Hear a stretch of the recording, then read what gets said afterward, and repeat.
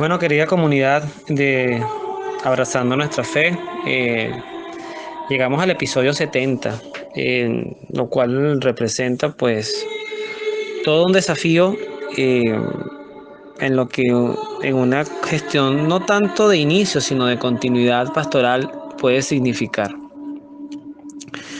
Yo antes de iniciar esta reflexión quisiera pues también agradecer a las personas que, por ejemplo, si como ocurrió la semana pasada, no pudimos hacer la serie por un tema laboral que me complicó un poquito la semana. Esas personas que te escriben en privado y te dicen qué pasó, por qué no publicaron hoy.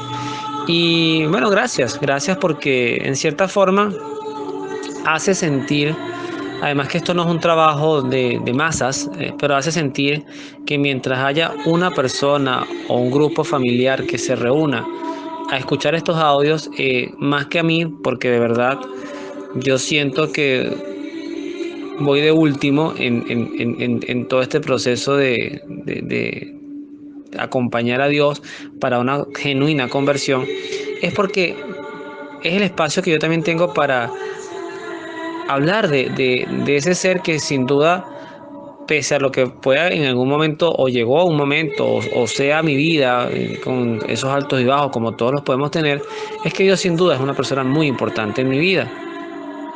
Y el mantenerse uno allí, como diría la mujer sirofenicia, comiendo de las migajas que caen de la mesa, pero manteniéndose en el reconocimiento de dónde está Dios, eso para mí es mejor que un respirador artificial. O sea, eso es lo que literalmente oxigena la mente, el alma. Así que yo cada vez que puedo hacer esta serie, lo principal es darle gracias a Dios por las fuerzas, por las ideas y luego también a las personas que genuinamente pues también le dedican a este espacio. Ciertamente esto también es publicado en el canal de YouTube, en el canal de YouTube que se llama Abrazando Nuestra Fe, todo pegado, están todos los episodios debidamente clasificados, o sea que de repente también por allí podemos impulsar y bueno, de repente tendrá una vista, dos vistas, 7 vistas, lo que se llamarían reproducciones, pero lo importante es que, insisto, no es un trabajo de masas, sino es un trabajo que se hace, una labor que se hace principalmente para uno, también tiene el espacio para hablar con Dios. Luego de ese agradecimiento y esa reflexión, hoy también me emociona porque ya hemos terminado los libros del Pentateuco, los libros históricos de la Biblia con los macabeos. Primero Pentateuco, que son los 5 primeros libros, después profundizamos en otros libros, pues como les decía, históricos, y ahora vamos a iniciar los libros proféticos. Los libros proféticos en la Biblia, en cierta forma, no dejan de tener mucha importancia porque además estos profetas vivieron en su gran mayoría los tiempos más agudos del pueblo judío, que fueron los tiempos previos y posteriores, previos, durante y posteriores al destierro. Pero a la vez conocemos los profetas mayores y los profetas menores.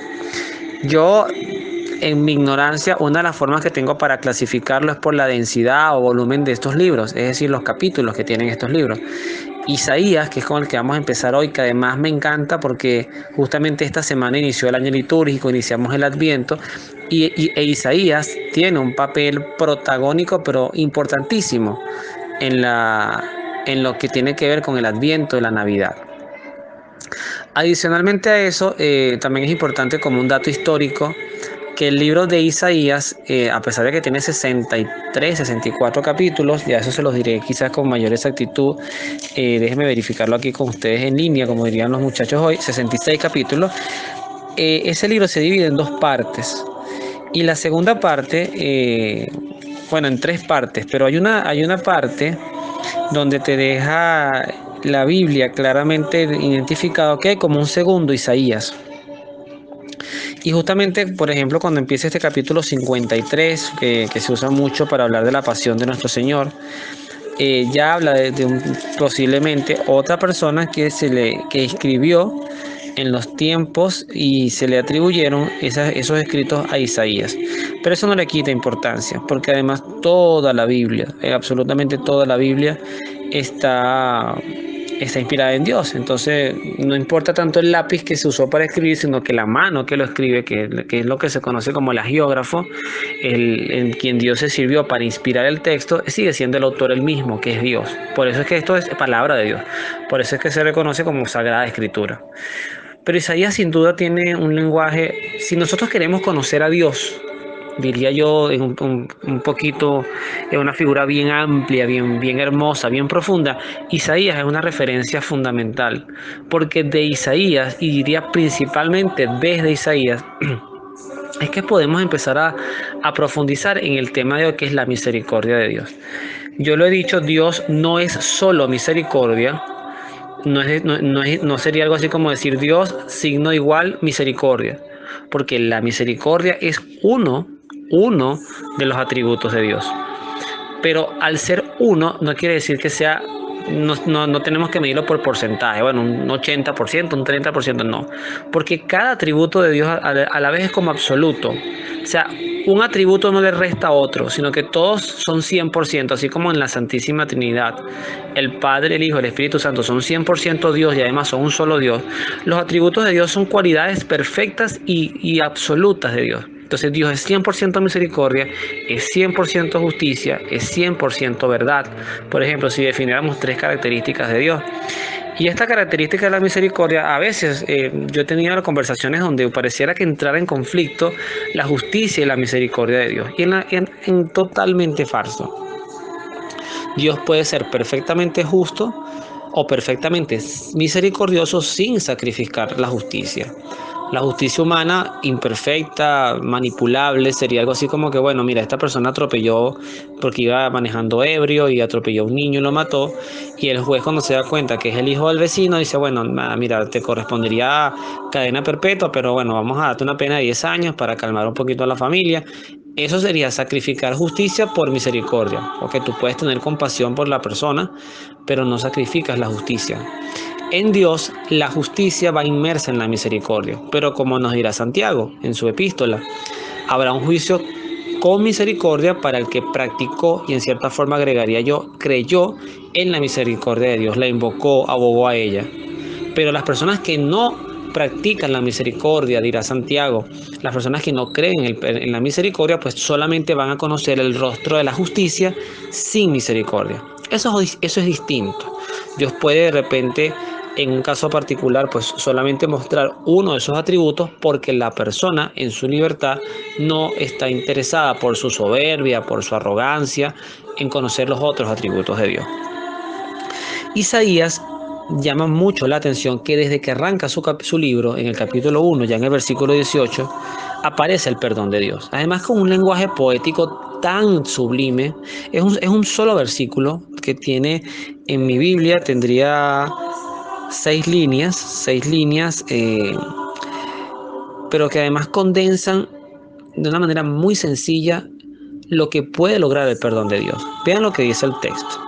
Ahora Yahvé les dice el profeta, vengan, arreglemos cuentas. Yo me imagino que esto es como el enfoque cuando somos llamados ante la presencia de Dios por la muerte, porque se acabó el tiempo acá en la tierra, porque bueno, ya es hora de presentarnos ante el juez. Esa primera frase puede generar temor, como por ejemplo la parábola de los talentos, cuando el hombre deja 5, 2 y un denario y luego regresa y viene a ajustar cuentas. Yo te di algo. Ahora eso que te di, vengo a pedir cuenta. Y eso es importante que lo tengamos presente porque si usted y yo estamos escuchando este audio y usted y yo formamos parte de esta vida, algo se nos dio y algo se nos va a pedir cuentas. Se nos va a pedir cuenta por nuestros padres, por nuestros hermanos, por nuestros hijos, por nuestros vecinos, por nuestros compañeros de trabajo, por nuestra propia vida, por las cosas que hicimos bien y las cosas que no hicimos tan bien. Se nos va a pedir cuenta. Pero vean lo que continúa el texto. Aunque sus pecados sean colorados, quedarán blancos como la nieve. Aunque sean rojos como púrpura, se volverán como lana blanca. Palabra de Dios, te alabamos, Señor. Vean lo que significa este texto, que uno lo puede leer muy rápido y seguir leyendo y que no te diga nada, pero es para sentarse a meditar. O sea, Dios puede estar delante de la persona más pecadora del mundo. Puede estar delante de mí. O yo puedo estar delante de Él. Y al estar delante de Él, Dios ver todas mis miserias, las tuyas, la de cualquier persona, todos nuestros errores, equivocaciones, Dios puede darse cuenta que efectivamente estamos en un estado de imperfección, de corrupción. Diría el santo cura de Ars, no sé, no lo estoy citando, pero hubo un pasaje de él así, de hediondez del alma, que nos haga despreciables ante sus ojos. Basta cuando nosotros compramos una chemise o una camisa muy blanca que está nueva y inmediatamente la contrastamos con algo, con una que tiene ya tiempo con nosotros en casa, y te das cuenta como la otra, por más que tú la has lavado y le has echado cloro, está curtida, o sea, tiene la tela deteriorada. Tú te puedes dar cuenta del contraste, y ese contraste es el que debe ver las personas, o sea, los que tienen la posibilidad de profundizar en el lenguaje del alma, de la gracia del alma. En ese sentido, sin embargo, Dios ofrece un milagro, porque eso es un milagro, que tus pecados queden blancos aunque sean colorados, aunque estés contaminado. Mire, a mí me pasó un accidente, pues, totalmente involuntario. Mi franela de promoción de la universidad es blanca, era blanca, bueno, es blanca, ya imagínense, del año 2007, una franela que yo no uso, prácticamente creo que la he usado menos de 10 veces desde que me gradué a la fecha, ¿no? Y a pesar de que la he usado menos de 10 veces, un día se metió a lavar y había un bolígrafo y le hizo unas manchones negros en la parte de abajo, menos mal. O sea, yo me la puedo meter por el pantalón y no se nota, pero manchó en la parte de abajo. Son como 8 manchones que, mire, mi esposa me ayudó, le echó cloro y cloro y cloro, mi suegra también, y no salió, y no salió, y no salió. Y esa sensación de que hay pecados que no van a salir de nuestras vidas, sobre todo la potencia mucho el demonio. O sea, mira, ya tú eres un miserable y vas a ser así toda tu vida, ya dejas de engañarte, dejas de estar buscando el perdón de Dios cada semana, estate confesando cada 15 días o cada semana, y ya entiende que eso no va a salir de ti. Ese efecto yo lo tengo en mi chemise. Yo estoy convencido de que mi chemise ya no va a quitarse esa mancha. En la chemise lo tengo convencido. Pero me diría Isaías, ojo, para Dios, esa mancha en tu alma sí tiene salida. Porque Él tiene un producto más fuerte que el cloro, más fuerte que el Vanish, más fuerte que cualquier cosa que puede sacar esa mancha y volver a rescatar la blancura que había en la chemise de tu alma. Ese punto de motivador, ese punto de encuentro con el perdón de Dios, nos hace entender, como diría Santa Teresita del Niño Jesús, creo que era ella, que el perdón de Dios es como un océano infinito. O sea, no hay, y ya con eso termino esta primera parte, no hay repito, ningún pecado que Dios no pueda perdonar. No existe eso. Ningún pecado puede más que la misericordia de Dios. Entonces, lo importante que sí tenemos que tener presente es que para optar a esta misericordia hay que tener un nivel de dolor, de culpa, de reconocimiento de la falta en la misma proporción. Yo no puedo por sinvergüenzura pecar y además decir, es que yo sé que Dios me va a perdonar porque Dios es misericordia, porque en realidad no estaríamos diciendo que Dios es misericordia, ahí estaríamos diciendo que Dios es un tonto o que es un ingenuo, porque abusamos de Él, pero Él se deja abusar, y Dios no es así. Si tú quieres encontrarte con la misericordia de Dios, tienes que confrontarte contigo mismo, y yo tengo que confrontarme conmigo, y hay que llorar. Y hay que llorar amargamente como Pedro lloró la negación de Cristo. Lo lloró con una amargura que, si no hubiese sido sostenida por el amor que le tenía a su maestro, Pedro también se hubiese ahorcado como se ahorcó Judas. Judas se ahorcó porque sintió arrepentimiento, pero no confió en la misericordia de Dios. Pedro no se ahorcó. Pedro vivió su culpa, su duelo, y posteriormente Cristo le llama luego de la resurrección, y las mismas 3 veces que le negó le hizo reafirmar que lo amaba. Es un testimonio que ya en algún momento también veremos, Dios mediante, en esta serie, si es que ya no lo hemos visto. 70 capítulos, no tengo la memoria de saber todas las cosas que hemos hablado, pero no dudo que si no lo hemos hablado, en algún momento eso va a salir. Posteriormente, el enlace que hago yo con este episodio, que se hace un poco largo, pero a mí me parece que es un tema muy interesante, es el episodio que está narrado en el Evangelio de San Juan, en el capítulo 8 de la mujer adúltera. Este episodio habla ya no como un poema de Isaías, sino es la profecía hecha realidad, encarnada en Cristo. Cristo está en un momento, se dice el texto que se fue al monte de los Olivos y que al amanecer estaba ya nuevamente en el templo. Esto ocurre cerca pues del templo, digamos, no sé si es la expresión correcta, pero en el corazón de Jerusalén. Los maestros de la ley y los fariseos le traen a una mujer que había sido sorprendida en adulterio. Además me imagino lo profundamente bochornoso que sería para esta mujer, esta joven, que además no llevan al hombre. Ahí es la visualización de esa cultura muy machista sin duda, porque el adulterio no lo comete una persona sola. Hay un adulterio que es mental, que puede derivarse, por ejemplo, de conductas dirigidas a la masturbación, donde fantaseas con otras personas. Además, Cristo lo dice, aquel que mira a la mujer de otro con deseo ya comete adulterio en su corazón.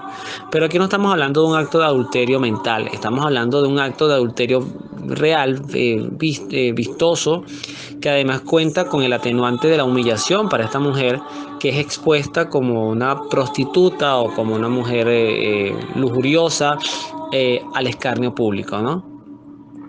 Inmediatamente quienes la llevan pues tienen una tarima moral muy por encima de ella. Ellos se presentan ante Cristo como mira esta mujer asquerosa que ofende a Dios, y se la llevan justamente para ponerlo a prueba a él, porque la ley de Moisés determinaba que este tipo de personas tenían que morir apedreadas. Es más, este tipo de castigo es el que le esperaba a María. Para que ustedes vean un poquito la comparación que estoy haciendo, María, que es la esencia de la pureza femenina. María, cuando se enteraran de que estaba embarazada y que el hijo no era de José, esto se iba a entender como un adulterio y María estaba expuesta o condenada a morir apedreada. Por eso es que José la repudia inicialmente, pero en secreto. Ahí se habla un poquito de que José, aunque era un hombre judío, entendía que había leyes que posiblemente eran profundamente injustas o profundamente desproporcionadas a cualquier hecho. Porque además, en el caso de María, si se aplicaba esa ley, no estaban matando a un ser, estaban matando a dos. Entonces, cuidado también con esto. Y uno de esos seres, aunque María hubiese sido culpable, que no lo era, uno de esos seres era un ser inocente. Bueno, lo cierto es que le preguntan al maestro, una vez de informarle lo que habían encontrado, que la ley, le recuerdan a Jesús que la ley de Moisés ordena matar la pedrada, y qué dice él, o sea, qué opina él. O sea, que además había la intención de poner a prueba a Cristo con este hecho. De primer momento dice que Jesús se inclinó en el piso, empezó a escribir en el suelo y como que no les paró. O sea, como que se hizo el de rogar, diríamos por aquí en el sur de nuestro planeta, ¿no? En Latinoamérica, se hizo de rogar. Ellos insisten en preguntarle y Jesucristo se levanta y les dice de una manera muy directa, sin buenas tardes, sin quiénes son ustedes, les dice: aquel que de ustedes no tenga pecado, que arroje la primera piedra. Hay una afirmación que dicen algunos, Martín Valverde se lo escuchó una vez, el cantante católico, que había teólogos que afirmaban el hecho de que Cristo lo que preguntó fue: el que de ustedes no haya adulterado, y posiblemente aquí entre ese concepto del adulterio mental, que además es más agudo y seguramente mucho más común. Lo cierto es que cuando estos hombres escuchan esa pregunta, pues dice el texto que se empezaron a retirar, se fueron retirando uno tras uno, comenzando con los más viejos. Las palabras de Jesús no solamente es lo que escucho, es lo que hace resonancia en mi corazón. O sea, aquello tiene que haber no solamente creado la pregunta, sino como hacía el Padre Pío en sus confesiones, tiene que haber recreado en la mente de cada uno, me atrevería a decir yo, el recuerdo de un acto de adulterio.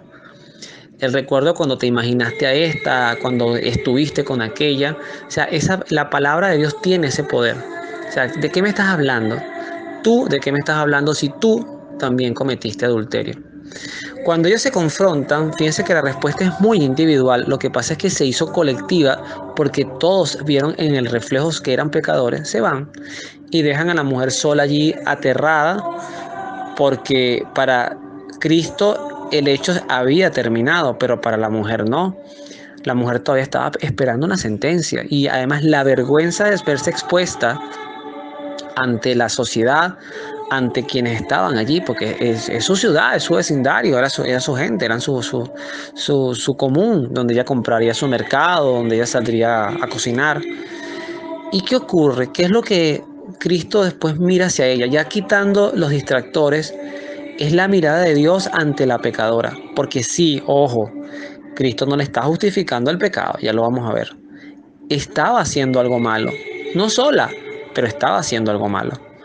Cristo la voltea y le dice: ¿dónde están los que te acusan? Mujer, le rescata el título, mujer, mujer en la boca de Cristo, dice también Martín Valverde.